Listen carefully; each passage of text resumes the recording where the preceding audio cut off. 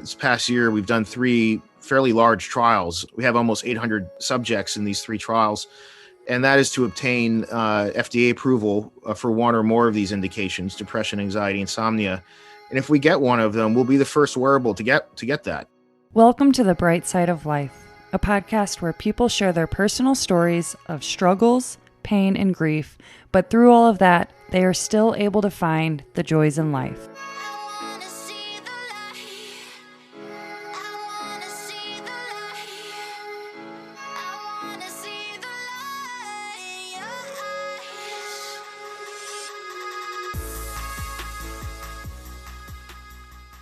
Hello, everybody, and welcome to this week's episode of The Bright Side of Life. I am your host, Melissa Bright, and today I am talking with Kelly Roman, who is a co-founder and CEO of Fisher Wallace Laboratories. Now, they have created a device, which is a Fisher Wallace Stimulator, and it's a wearable neurostimulation device that helps treat insomnia, anxiety, and depression. And Kelly is going to talk all about that today. So, Kelly, thank you so much for being here today. How are you doing?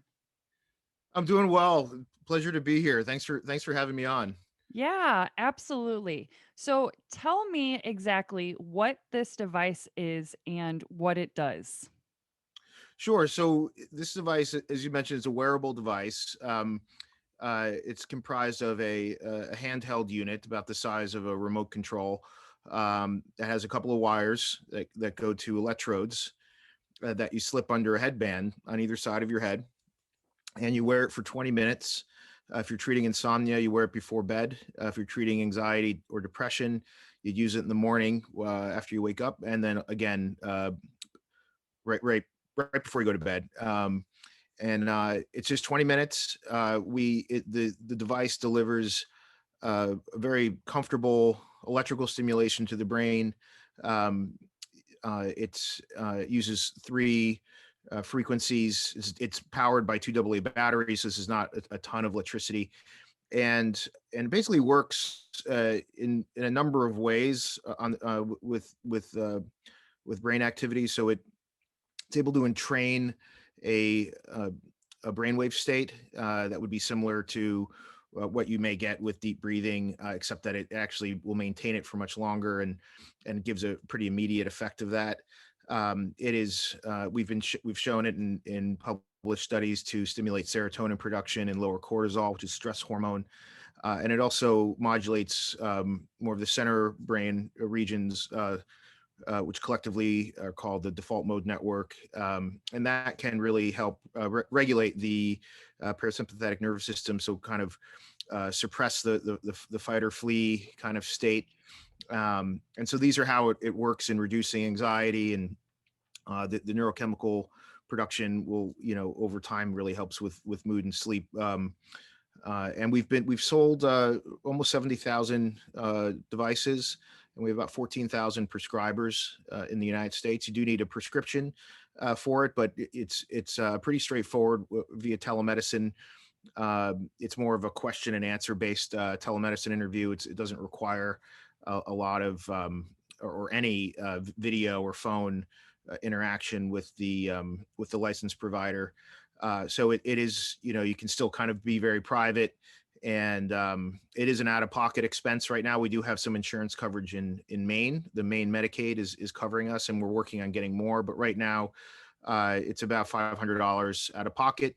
But we do have a 30-day return policy, free shipping, 100% refund. So we get about 15% of them back.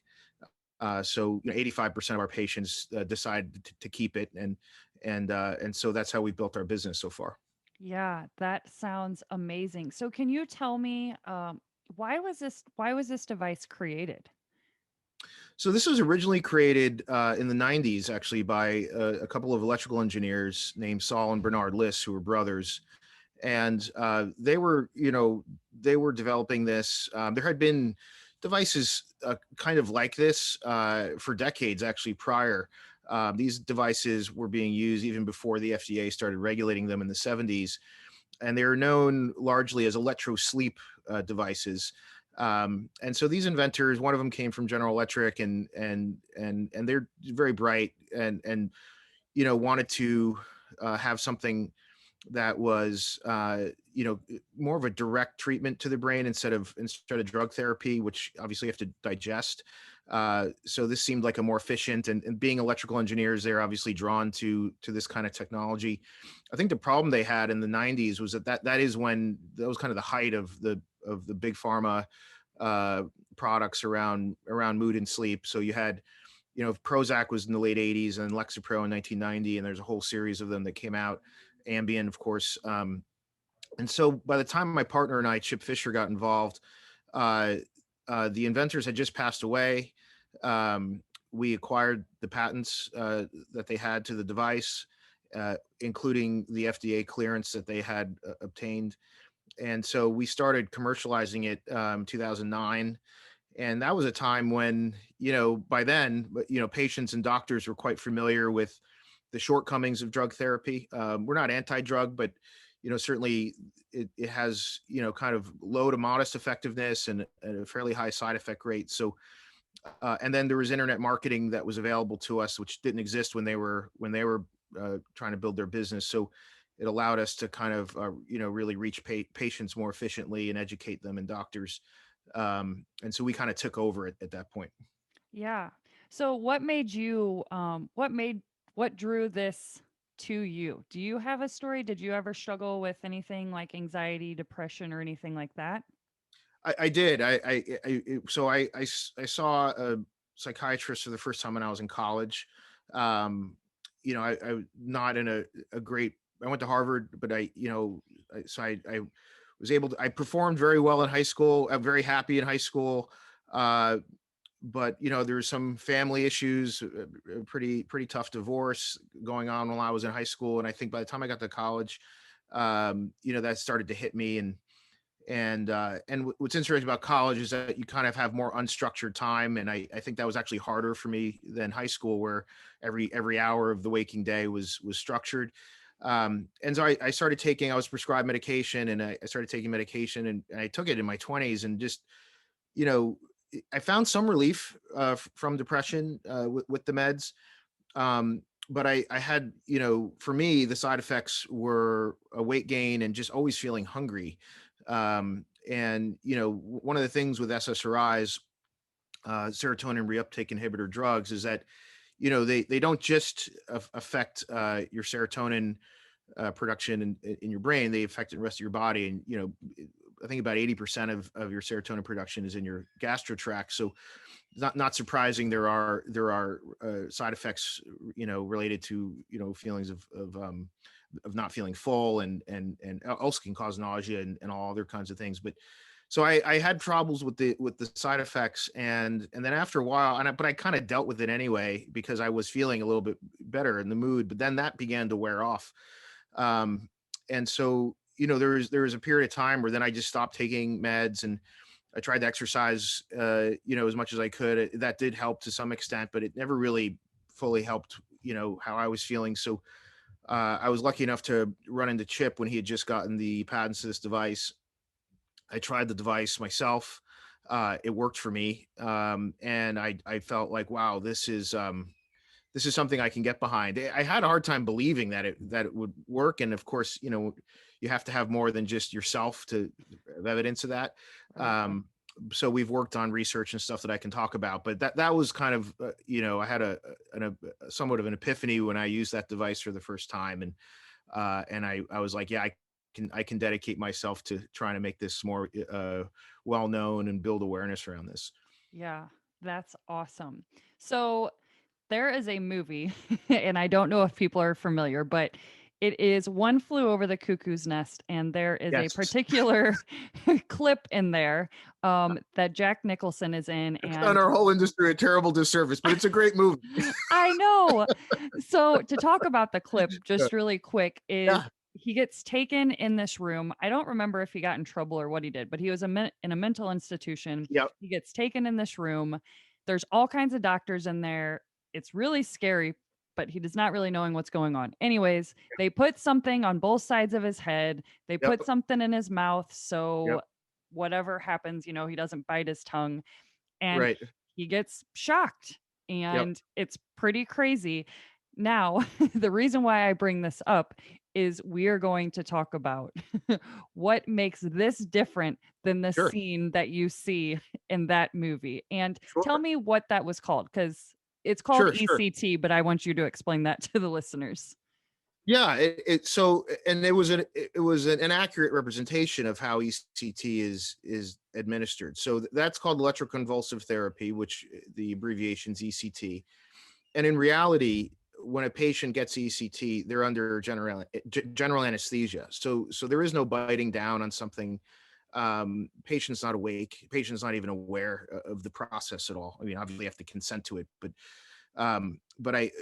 really, it's not a traumatic experience to get ECT. It's been shown to be very effective in reversing suicidal ideation, and so it saved a lot of lives. From what I understand with the research and talking to doctors who do administer that. Now the from a technology point of view, it's also there's some similarities, but it's also very very different. So the obvious difference is that that's a large amount of electricity. It is causing a seizure. Again, the person's not awake during the procedure, but it is designed to cause a seizure. Um, and in a simple way to think about it is it's trying to kind of very dramatically and quickly and in a single session kind of recalibrate your neurons, right? And so uh, now what we're doing is first of all very comfortable and much more gentle, and you can watch TV while you're wearing our device and read a book, and it's comfortable. And so what we're doing is a daily dose of electrical stimulation over at least 30 days. And then you can potentially use our device on a maintenance basis afterwards, but really you want to use our device twice a day. And so you're kind of training your brain in a different way with our device over time. The one similarity is that both forms, ECT and our device, do use what's called alternating current, just at extremely different amounts of dosage. So the ECT, I believe, is 800 to 1200 milliamps, whereas our device is, varies. It fluctuates, but it has a maximum output of 8 milliamps. So, ECT is at least 100 times a higher dosage. But the other thing is frequency. So frequencies actually matter. Our device has a very high carrier frequency, and this gets a little technical, but it allows the waveform to penetrate the skull and get into the brain. And then we have two modulating frequencies, 500 hertz and 15 hertz, which are 15 hertz is pretty close to the alpha wave brain state. So your brain is operating at different brain states throughout the day, and you can control that yourself with things like meditation and deep breathing. But this device will actually entrain that, and when you're done using it, your brain remains in a more meditative brain state for a long time. And that's not the only thing it does, but what that does do is that will tend to, for not everyone, but for a lot of the patients, majority of patients, they'll feel kind of an immediate level of anxiety relief. And that's one way that device really helps people get to sleep, because people who have problems getting to sleep tend to be very anxious, thinking about things, can't get to sleep. So the device will help with that. And then the other part of insomnia is, well, how do you stay asleep if you have trouble staying asleep?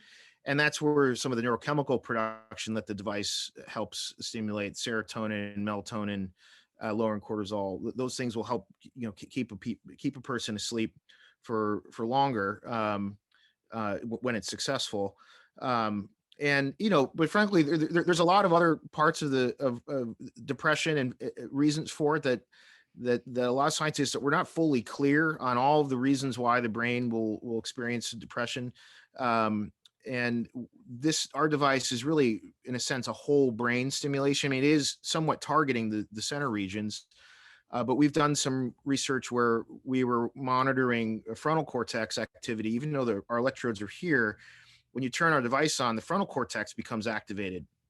And that's because there's a tremendous amount of connectivity between the frontal cortex and center brain, Brodmann areas of the brain. And so, for instance, TMS, which is another form of stimulation therapy, you have to go into a clinic for it. You don't have to go under anesthesia. It is a little stronger than what we do, but it's not as strong as ECT. And they place the electrodes on the forehead, or not the electrodes, but they place the magnetic coil, which creates the electrical field in the brain.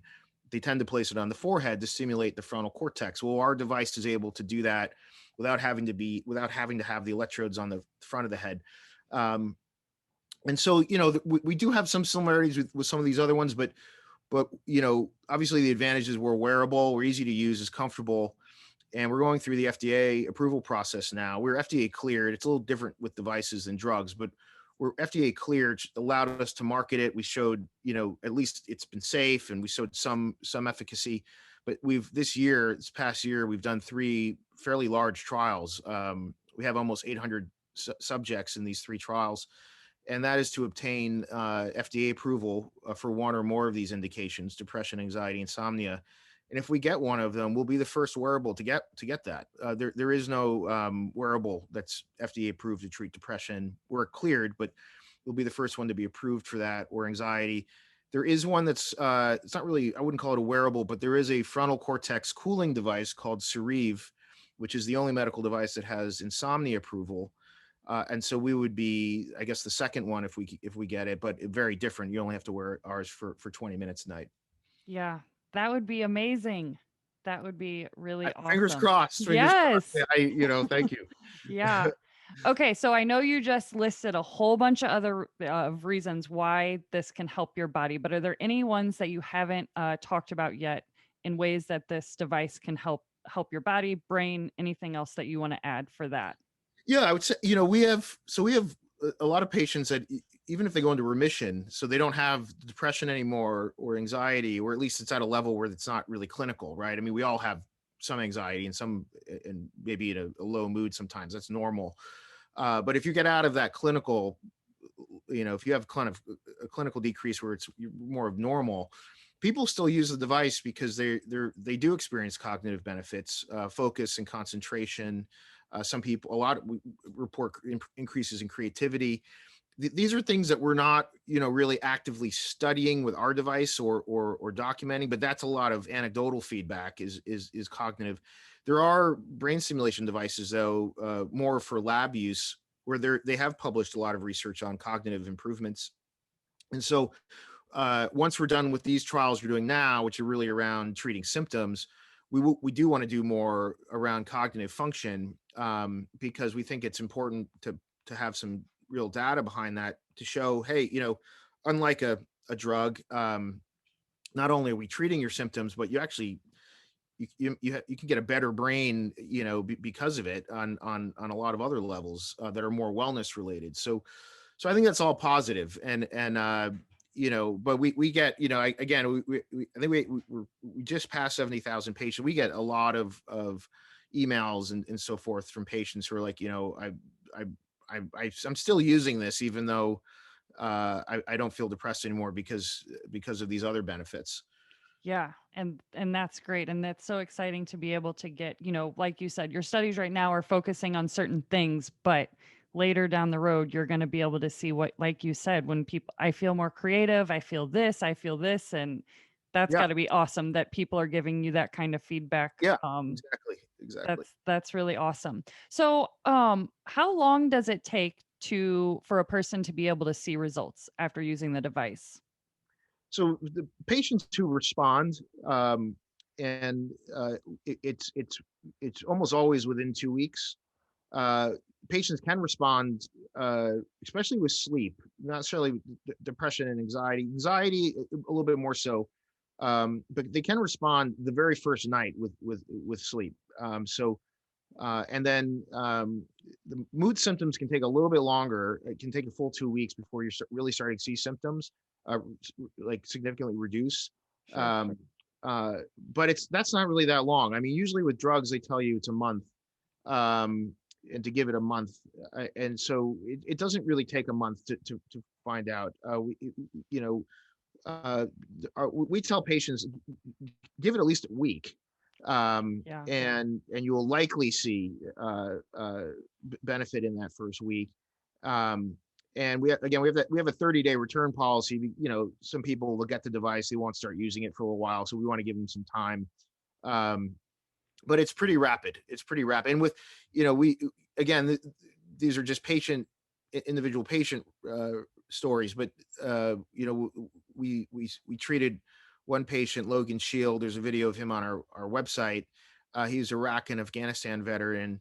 He had 2 suicide attempts that he talks about prior, and he said when he put this device on for the first time, it was in the middle of the day. He put the device on, and he fell asleep with the device on within the first 10 minutes because it relaxed him so much, and it took him out of that fight or flee, that vigilance, uh, and put him in a state that he just hadn't felt in a very, very, very long time. So patients can have quite extraordinary immediate responses. I don't want to create the expectation that everyone will, but Right. but uh again, we try to make it as easy as possible to try it.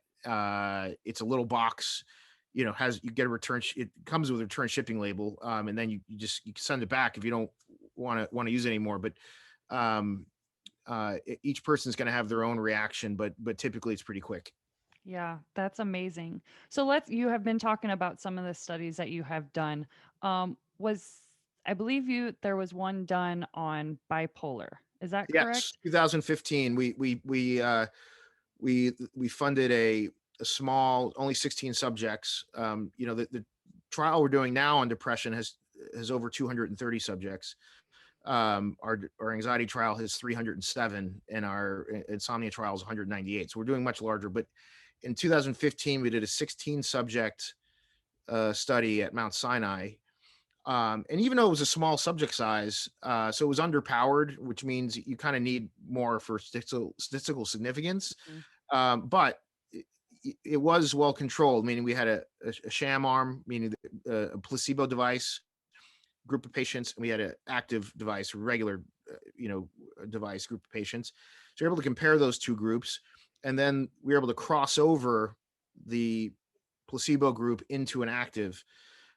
And so what we saw, with the data, it's a published research. There's a big effect size between placebo and active. So a big difference in how the placebo group responded and how the active group. Placebo group did have a placebo effect in the first week, and then it started to go down. Mhm. So that's another thing I would say to people. There's potential you're having a placebo effect if you're feeling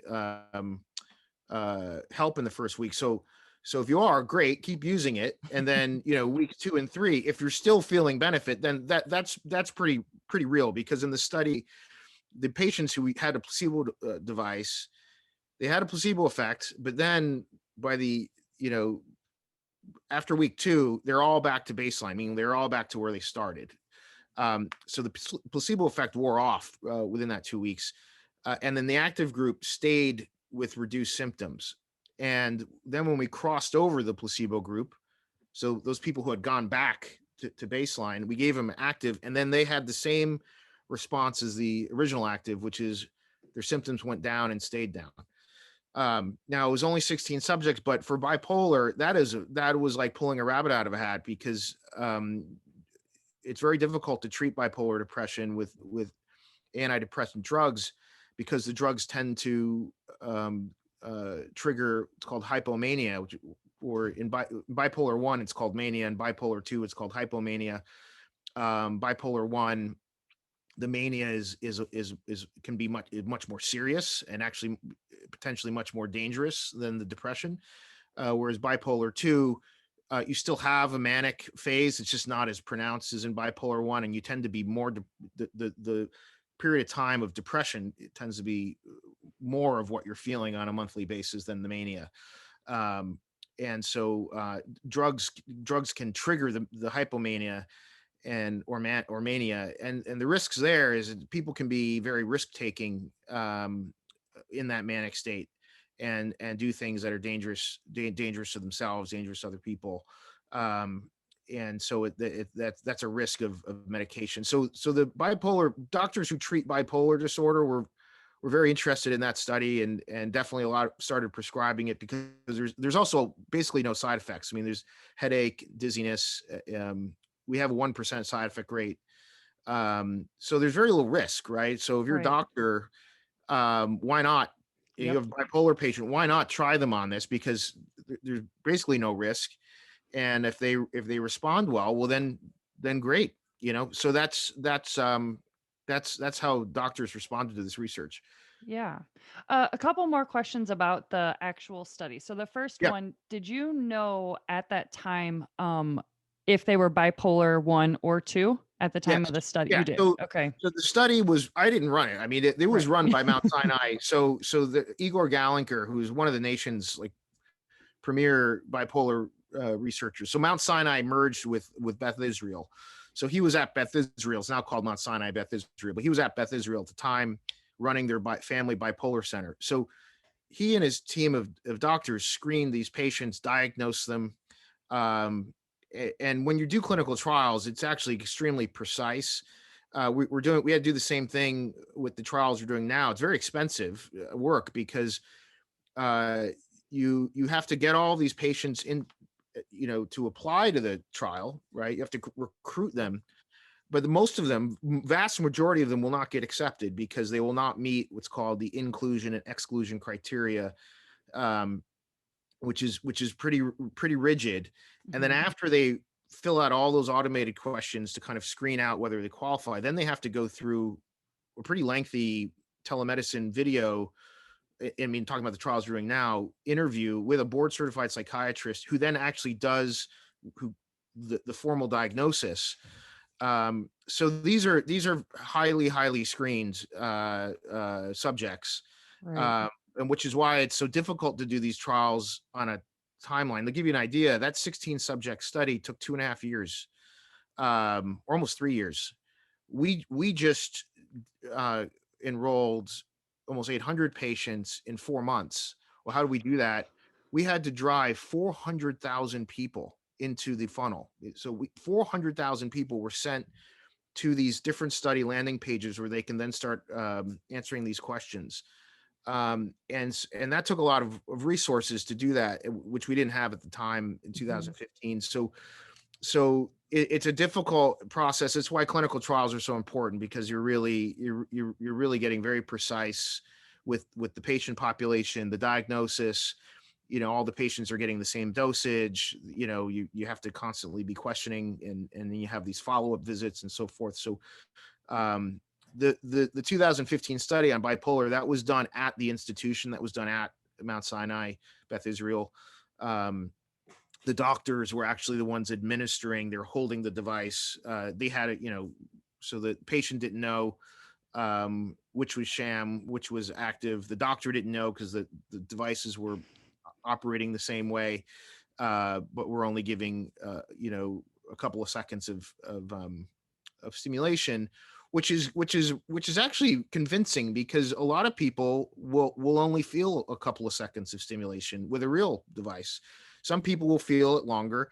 Some people don't feel it at all. Mhm. So there's actually no way to tell for sure if you have a placebo device or an active device in a study, because it really has to do with how sensitive the nerves are right around that electrode, in the skin, in the scalp. So some people don't feel it, even a fully active device for 20 minutes. It's that comfortable. Yeah. That's really, really fascinating. I could talk all day about the study, but we'll move on. We'll move on. Okay. Um, so you had mentioned also a little bit talking about meditation. Can you talk a little bit how this device can help with that, with meditation? Yeah. So I mean, I look at I think that what the device is doing is is cumulatively a more profound. I wouldn't compare it to meditation. I think what I would compare to meditation is that immediate kind of heart rate variability changes, and the brainwave state changes. Um, but I think in general, I look at the device as something that is very, very well designed for combinational use with a lot of things. We have people who use it during meditation, who will meditate while they're using the device. We did a study at Baylor that ended just a couple of months ago, where the researcher at Baylor in Texas combined it with VR therapy. So he was working with police officers, and he had police officers use a VR headset and a very relaxing kind of meditative VR experience while they're getting the brain stimulation, and then at night they only used brain stimulation. And he's seen great improvements in sleep and anxiety levels and so forth. So, and I think with today, with all these digital health apps out there, whether it's Headspace or Calm, and these are all things that can be done during the 20 minutes, right? So we have a 20-minute treatment session. So there's no restrictions on what you do during that 20 minutes. So I think there's a lot of possibilities there. What I wanted to make sure we did with these trials is not do, in these 3 trials, these big ones, is not do anything combinational, because I didn't want to dilute I mean, we could potentially have multiple arms, but that would have been a Right. huge study. But I think, I wanted to make sure that everyone knows that the device itself is scientifically validated, and so then you can combine that with other things. Um, we have doctors combine it with drug therapy all the time. So there are a lot of doctors who will have patients on the highest dosage, which I was on when I was in my 20s, of an antidepressant. They're getting all these side effects. They may be getting some benefit, but in combination with the device, they can lower the medication dosage to, say, the minimal dose, which lowers the side effects, but still has the antidepressant effect of the high dose when it's in combination with the device. So there was lots of that. And again, to kind of, it's going to take to figure out with clinical trials, well, which combination is the best, or is there significant difference with combination versus standalone? I mean, that can all be done. It's just those are a lot of arms. It's a lot of work. It still has to come. So we're focused right now just on getting the data for our standalone device. Yep. And that makes 100%. You don't want to murky the waters, and you just kind of want to get behind the things you know for sure, and Right, then right. And then yep. build from there. Yeah, yeah, yeah. Yep, absolutely. So, what does it take legally to make a medical claim for a device, in your case, or a drug? Well, different. There's different regulations. So the drug division and device division are separate. With a device division, things have changed. So when we started in 2009, and when we had already actually, and that device had already been on the market for many years with the List brothers that I talked about. Um, the regulatory standard there, the pathway was called substantial equivalence, 510K substantial equivalence. So what that means, and this is the same standard, by the way, that applies to CPAP machines. A lot of people are familiar with CPAP. Yep. You can come to market with a medical device as long as you show the FDA that is substantially equivalent to some other device previously that the FDA has cleared. Um, and so there's this continual, referencing back Mhm. to a previous device that the FDA has cleared. So that's how we first came to market. Our device was predicated on something called the Neurotone 101, which hasn't been on the market for many, many years, but was something that was originally cleared by the FDA, I think in the 70s. And CPAP is like this too. So, and what's interesting about CPAP, I think their substantial equivalence is not to a CPAP machine; it's to some other form of respirating mechanism. So you don't have to actually have a clinical trial data to come to market with a CPAP machine. Um, Now, what the FDA decided in 2019 is for our kind of device, which is called cranial electrotherapy stimulation, they're going to change this because they felt these conditions are a little bit more, can have, especially depression, it's more serious, right, than Yeah. and not that obstructive sleep apnea is not serious, can be very serious, but anyway, they decided that they wanted to increase the standard of evidence. So they required current manufacturers like Fisher Wallace. They said basically, if you want to continue to market, you have to now submit a clinical trial for each indication and show effectiveness for each indication. And if you're a new company you're not on the market yet, we're no longer going to accept a substantial equivalence claim. If you want to come to market, you have to also do what these current manufacturers are doing, which is run a clinical trial for whatever indication you want, show us that it's effective, and go through this approval process. So we welcome that. You know, because we want these devices to have scientific data requirements. And so that's why we funded the 3 trials. Now it was tough to do 3 trials during a pandemic. we we weren't expecting that. Um, Fortunately, the FDA has given us, they extended the deadlines. Originally the deadline was in June, and we were like, definitely not hitting that deadline. Right. Then it was pushed to October, not hitting that, and then they now moved it to March 19th, which we can hit. And so, but that's a good thing, right? I mean, I think we have we're going to be now part of a device category that has high scientific standards, so I think that's good. Yeah, it is absolutely good. So, can you tell me, is there anybody that this device isn't for? Yeah, so if you have an implanted electronic for any reason, I mean, probably most common is pacemaker. Another one would be a deep brain stimulator, which is an implanted brain stimulation device. Um, I think there are some stents that are electronic. You don't want to use the device because when you have an electrical stimulation device, there's a magnetic resonance, and it can interfere with electronics in the body. So so that we try to be as clear as possible all over the website and in the screening process to let people know not to use the device if you have implant electronics.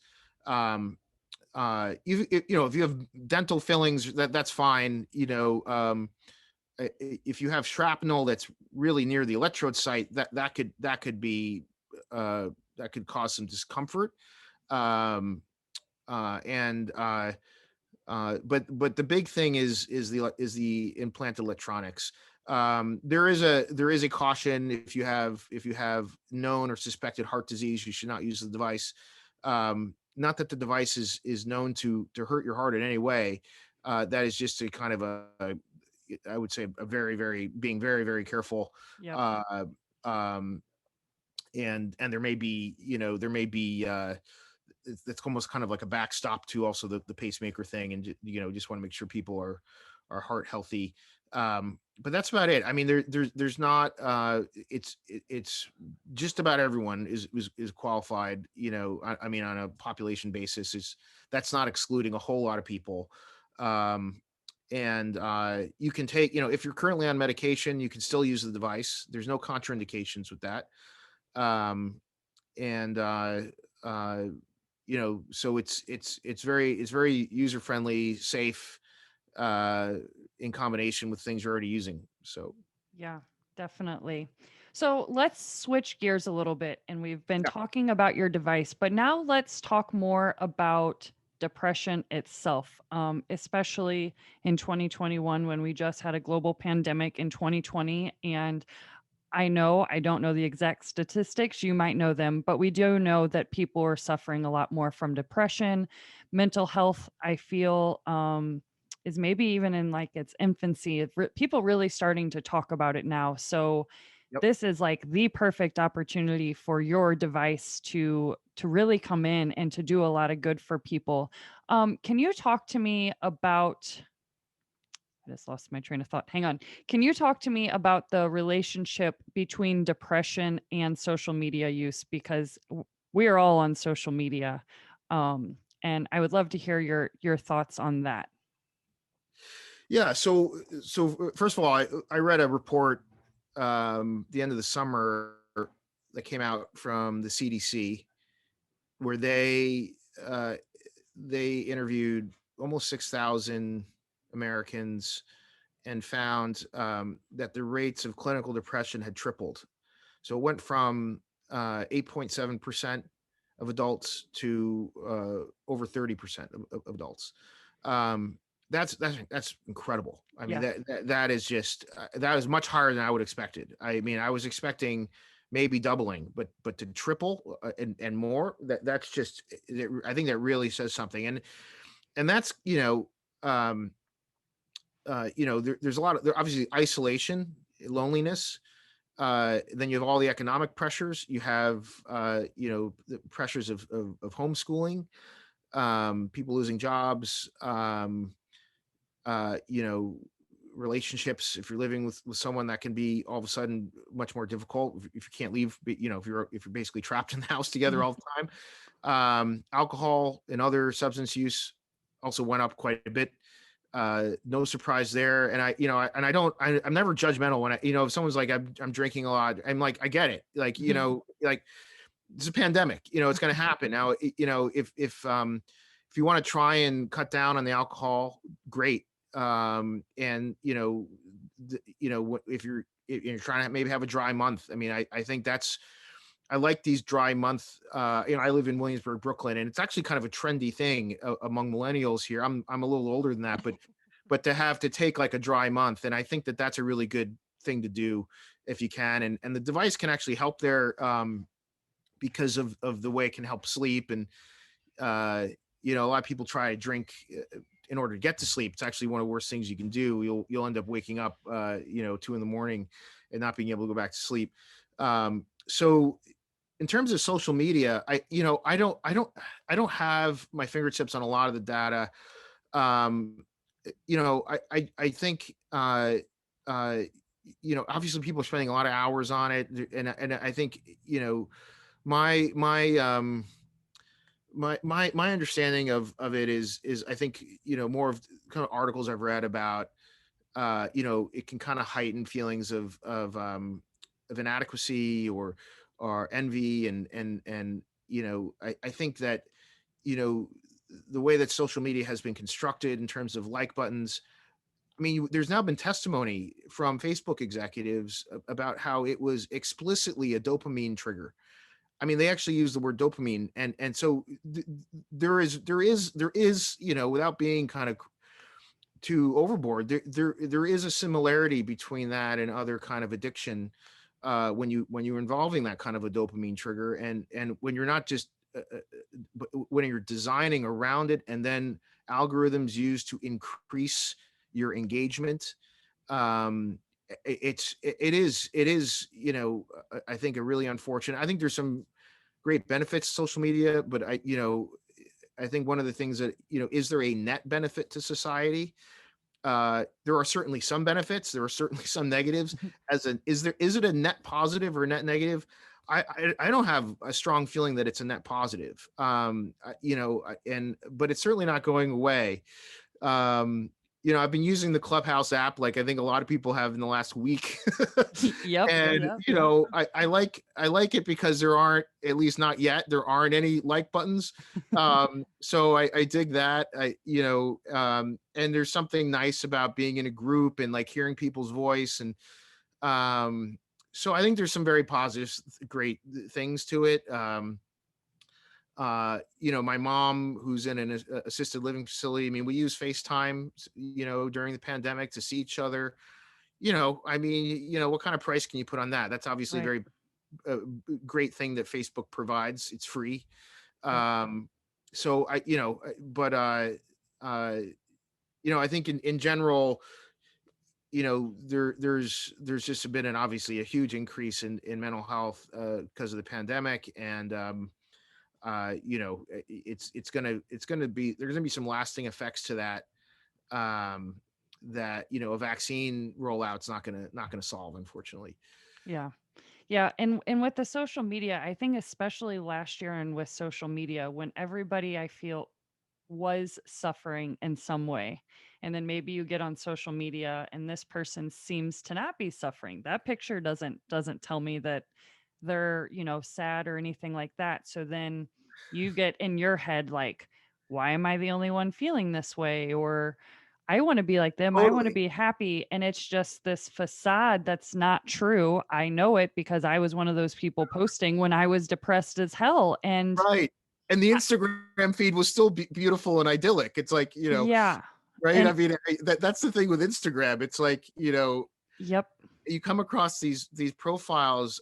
I mean, I have a private Instagram account, and I don't have any problem if someone wants a public one. But when I see the public ones, but people who aren't public figures, and it does seem like an attempt at curating almost like a fantasy.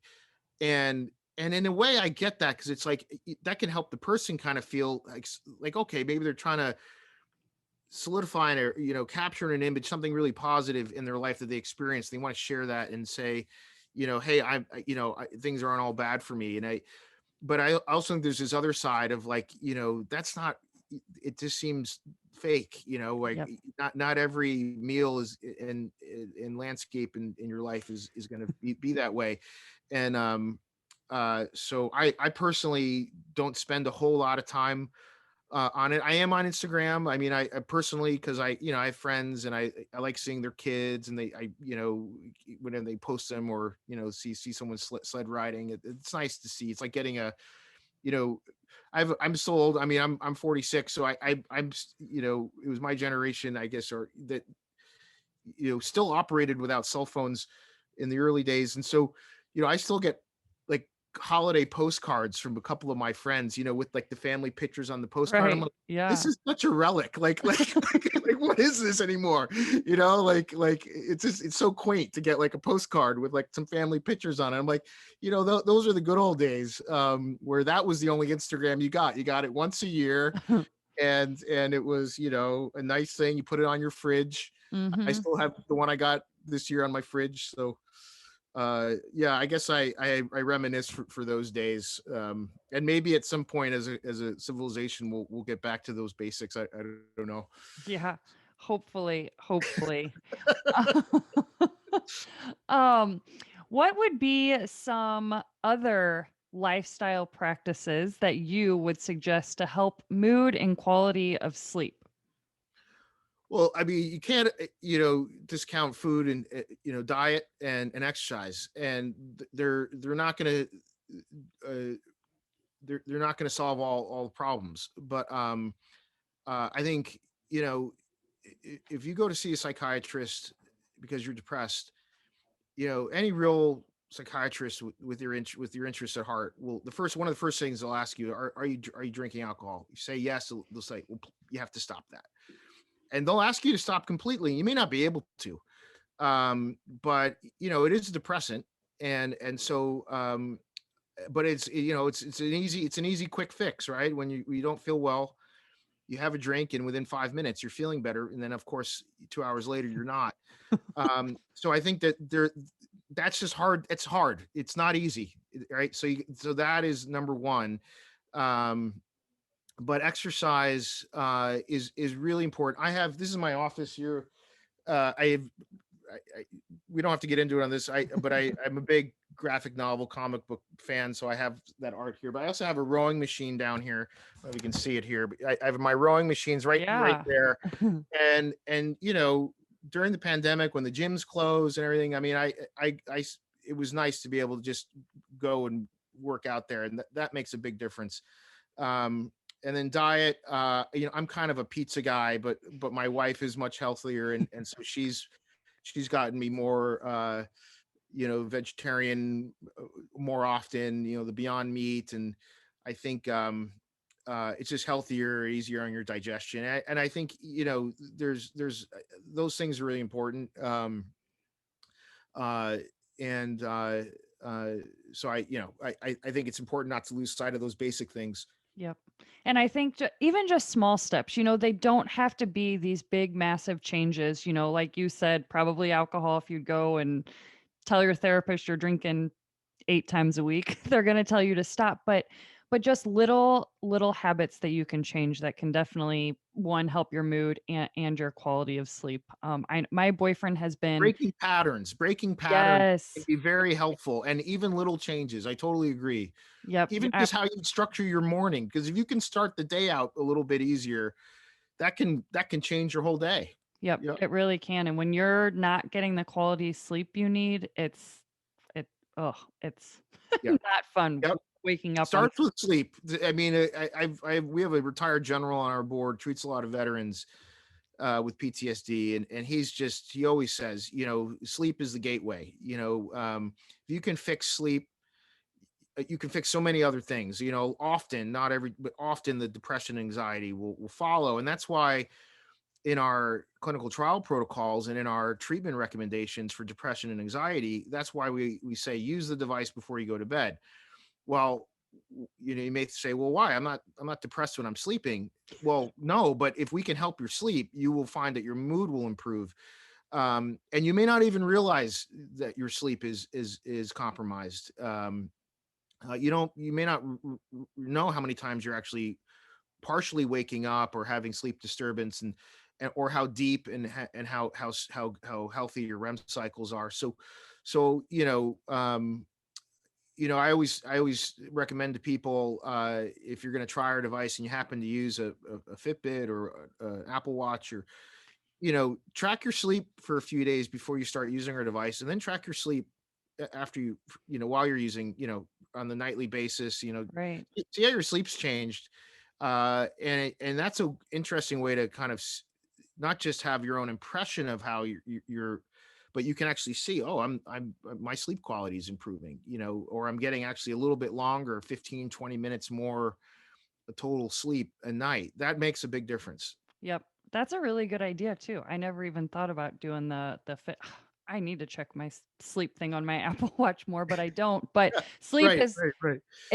it is literally the most important thing, and my boyfriend ingrained that in my head like 4 years ago, and he is all about the like 7 to 8 hours of sleep. It's yeah, you can't fight him on his sleep, and I don't need any more because Good. now I'm like, okay, yes, you're right. And Yeah. sometimes like you said, people will say like, "Oh, but I'm not depressed when I sleep," or "Oh, I feel fine," but you don't know until you know. And then so when you start taking care of yourself a little bit better, or you're wearing your device and then you're like, "Wait, this is better. I do feel different," So there can always be better better things. Yeah. Um is there anything else that you would like to add or that you would like people to know about Fisher Wallace Laboratories or about the device itself? No, I think we covered everything. Uh uh so yeah, I mean, I just want to emphasize the affordability of it. We have payment plans, we have a full return policy.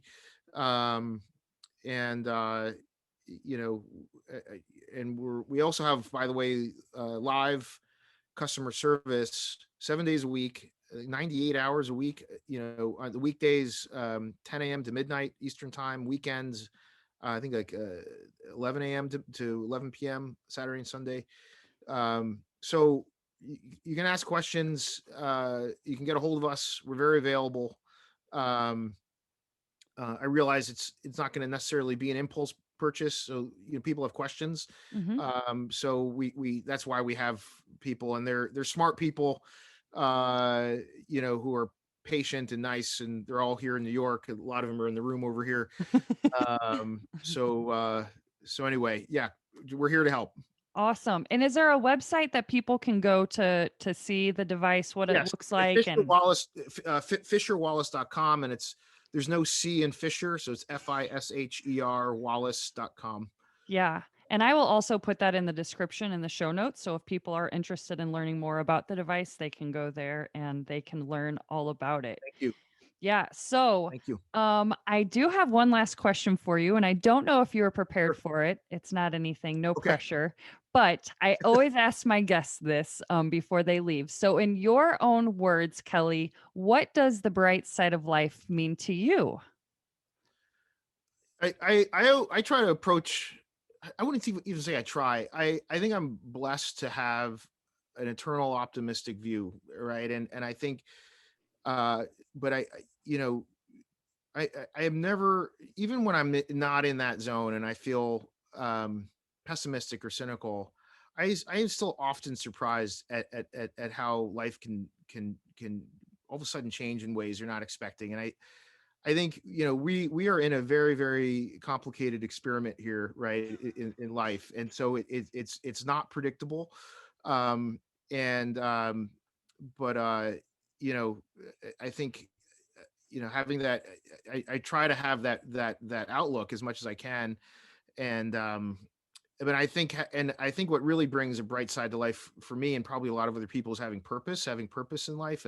So I think maybe if you don't feel like you have the bright side view, well, then think about the purpose, because if you can find a purpose, then the bright side will come.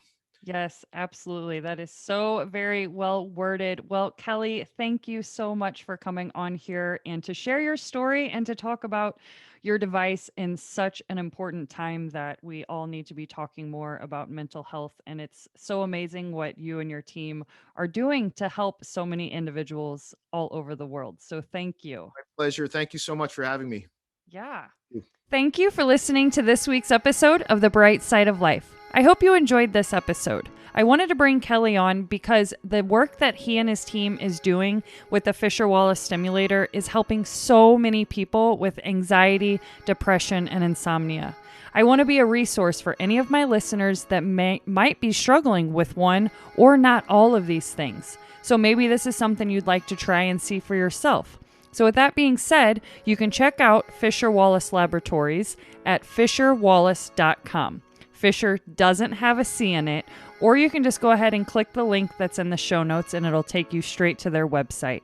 And as always, if you know someone that may need to hear this episode, please share it with them because we never know if this is the one that puts hope back in their heart.